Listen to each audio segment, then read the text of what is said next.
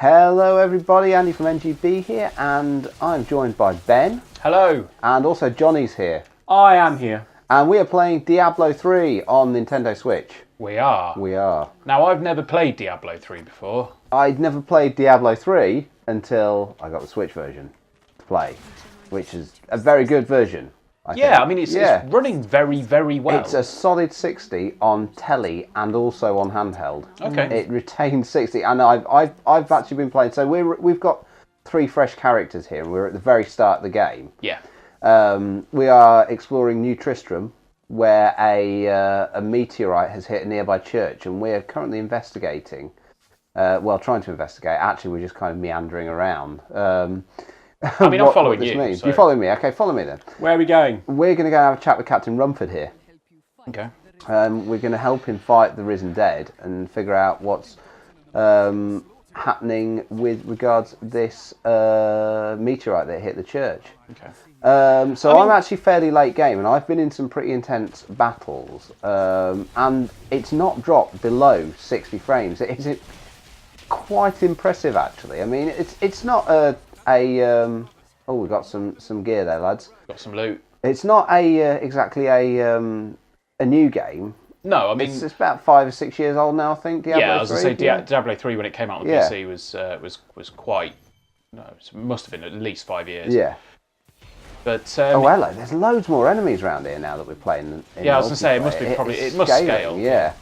But I think this is a game that I think a lot of people have been looking forward to on the Switch. I tell you what, it's nearly killed the batteries in my Switch. I can't say that with a lot of games that I've actually played it off handheld to the point where it's nearly drained my batteries down. Go down there. There's a little dungeon down there. Shall we go and have a look? Yeah, let's go. Why not? So basically, Diablo is it's a dungeon crawling action RPG. So you have your character, you run around the game world, killing enemies. The lads with yellow are sort of like high level, by the way. Right. Okay. And leveling your character up, finding new abilities, and once you've done the story, it's kind of like modern games like Destiny. You level yourself up, then there's like community events and stuff that you can take part in, and PvP and stuff like that. Yeah. So let's just pause for a second here and have a look at some of the stuff that we've been gathering. Okay. So if I push plus to go into my character's inventory, you'll see we've got a couple of things here. So can you put some more clothes on her? I will as I get more clothes. I haven't got nothing at the minute. She'll catch her death. She will, won't she? So she's got a simple dagger equipped and also a knuckle duster, which gives me various different attack opportunities there. So each character has a basic attack, and as they level up, they unlock different skills. So, for example, I've unlocked another type of basic attack. So I've got Fists of Thunder, and I've also got Deadly Reach. Deadly Reach. Strike multiple enemies in a row with each attack. Every third hit has a chance to knock enemies up in the air. Okay. So I'm going to activate that. I've also got an attack that I've unlocked for ZR, which is Lashing Tail Kick. Unleash a deadly roundhouse kick that's effective against small groups of enemies. Yeah. So as you do your basic attacks and hit enemies, you increase your little glowy meter next to your health bar there. And that lets you do your special attacks. Okay. So, obviously, every time you use a special attack, like if I use the flipping kick, there, you'll see it takes a bit away from it. And I have to use basic attacks against enemies to increase that. Yeah. The red is your health. I think the... Oh, you just leveled up. Did I? Yeah. That little whoosh is when you level up. Okay. Yeah. Cool. So, I mean, I think the thing is, like, a lot of people are probably going to be, like, aware or at least semi-aware of what Diablo is, and the way that they, the way that they sort of go about it. I just stole a weapon. Yep. Sorry about that. It's all right. So the weapons don't kind of share between the three of you. It's kind of like... There's a lot more dropping now there's more of us than there is when I've been playing by myself. Okay. It does seem to scale both the enemies that we have to fight and also the amount of loot that's dropping. I think you can trade weapons between you. So say I pick up a weapon that's only going to be beneficial to your character class, Okay. I can trade that to you, I think. Okay. I mean, the thing is, it's the kind of game that I imagine a lot of people have been crying out for. In that, they want the likes of Diablo. Yeah. They want your kind of single player game that you can really get invested in, but you can also sit and play on the train. You can sit and play on the train, and you can sit and play it with your mates. I mean, obviously we're playing same screen, same couch multiplayer here. Yep. But you can play local system-to-system multiplayer as well. So if you've each got a Switch with a copy of Diablo on it, you can use your own characters that you've been playing in single player. There are 2 game modes available from the outset on the Switch, and that is the story mode, which is what we're playing here, and then there's adventure mode, which basically unlocks every location on the map. Okay. And it's kind of like a free roam mode, so you can go around, you can do little quests, you can take on like different missions from different NPCs. You can level your character up further, and you can do different challenges in the map as a whole, and that's kind of like the end game effectively. Okay. So do you know if this has is that kind of like the endless mode? It is kind of the endless mode, yeah. It's that was interestingly on the PC, and I think the other consoles as well. You actually had to have completed the story to have unlocked that mode. Yeah, I remember because there was a thing about I think The Last of Us had some PS4 exclusive themed dungeons in there and things like that. Yeah. Do you know if they're doing the same thing on the Switch? There is some Nintendo content on here, so you can get some gear that makes you look like Ganondorf. Okay. Unfortunately, it doesn't have any abilities. That's one of the interesting things that I've kind of had to figure out for myself when playing this. Right. Is what some of the stuff does and what some of the terminology is. And there's this Crusader Shield. And there's this these things that you can do called transmogrifications, which is basically where you take a weapon or a piece of armour and you apply a visual, kind of like the in Destiny the shaders. Shaders, yeah. Yeah. You apply shader to it to make it look different. Okay. So it retains all of the stats. If you're running low on health, just tap the right bumper.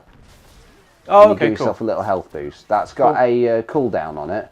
Right. As with all the special abilities, or with some of the special abilities, there's a cooldown on them. Okay. So you have to kind of keep an eye on that. And there are items that will let you get health back on consecutive hits and stuff like that. So a lot of it is about kill this thing here. A lot of it is about kind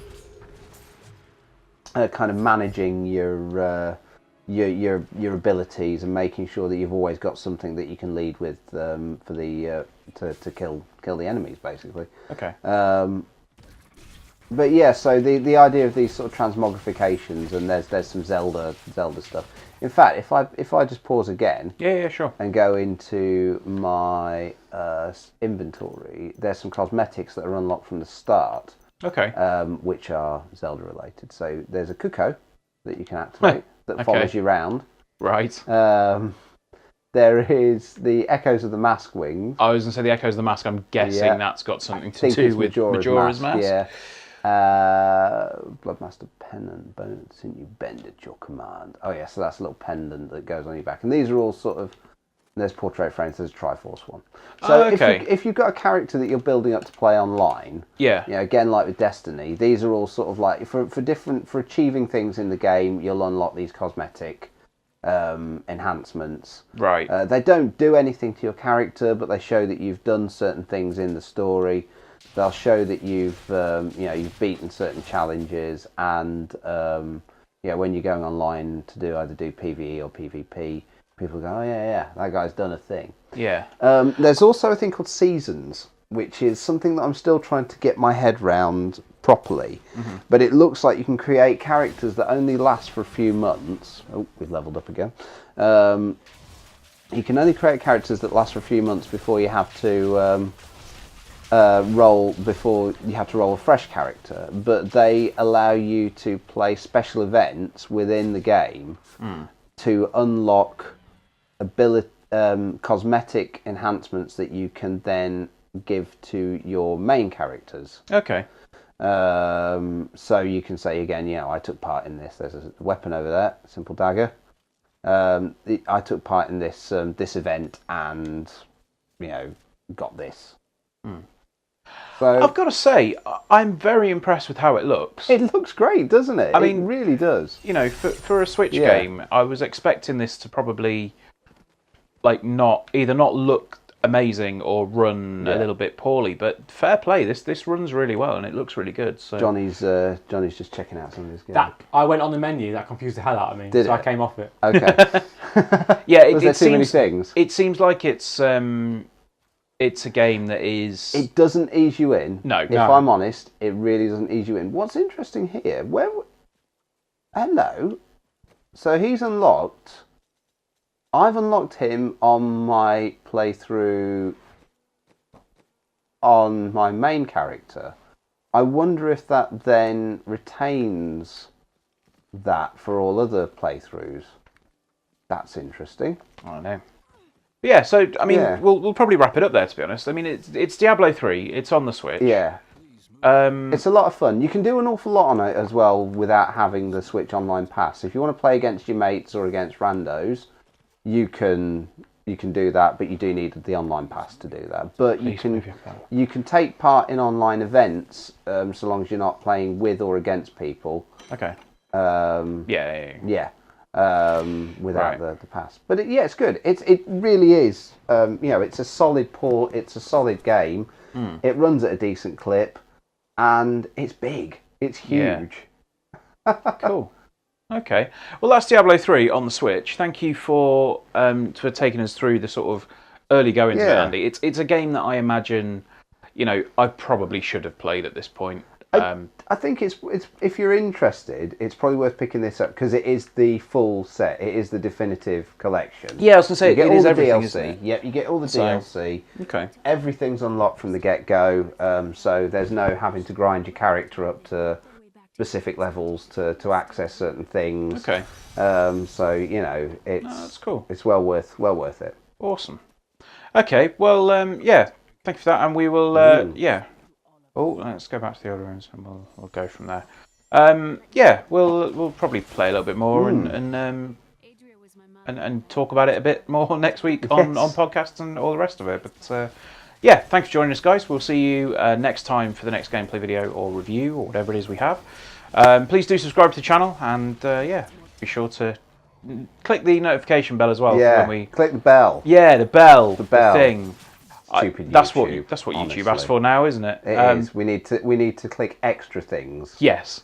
All right then, guys. Well, we'll see you next time. All right. Bye. Cheers. Bye.